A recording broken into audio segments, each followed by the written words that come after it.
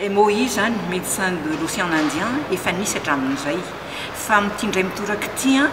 maninona no raisinay andraikitra le izy satria ny monsieur Nazir Vasram zanak'ity Akbar Ali Vasram ity Akbar Ali Vasram efa maty no mamatsy vola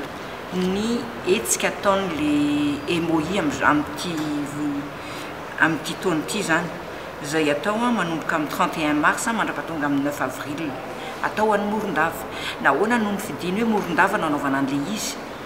satria ty rangahy ty monsieur Akbar Ali Vasram avy any Morondava. I fianakaviana tena avy any daholo mihitsy nisy rehetrarehetra zany hatramin'izay dia mba ho fahatsiarovana miteny azy ho fahatsiarovana na hoe hanomezam-boninahitra tsy haiko miteny azy andrainy zany zay zany fahatsiarovana andrainy dia nanaiky ny monsieur Nazir Vasram ho amatsy ny asa rehetrarehetra na ny vola rehetrarehetra lany mandritry ny mission-ny Morondava io déplacement na inona na sakafo na hôtely na inona na fevinitra zareo avy any ivelany ary monsieur Vasram Nazir no miantoka an'le izy amin'io anaran'le association misy an'zareo hoe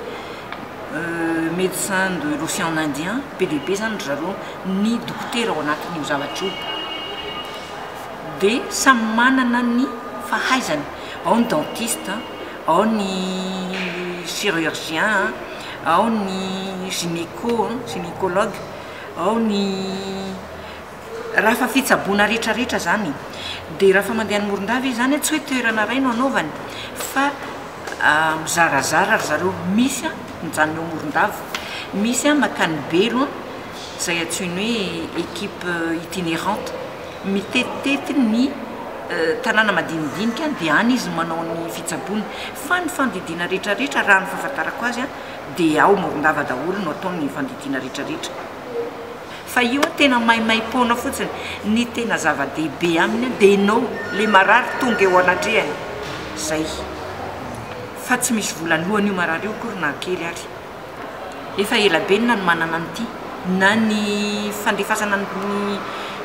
fiantsonan'ny olona any Morondava ary tsy hoe zahay eto ny organiser azy fa ny any Morondava no efa misy manomana an'io zavatra io ka tsy eritreretinay hoe ho be dia be satria tsy hoe indroa isa-taona na intelo isa-taona le olona reo makaty fa ndray mandeha any ao anatin'ny herintaona dia efa fantatry ny olona ny laza ny docteur Poitra zany dia mino fa tena be dia be zao ny olona miandry azy any zay mahatonga azy hoe manomboka amin'ny 31 mandrapatonga ny 9 avril no anaovana ny fitiliana any tsy fitiliana fotsiny nge fa manao opération koa zareo manao intervention chirurgicale enina amby 50 amin'izao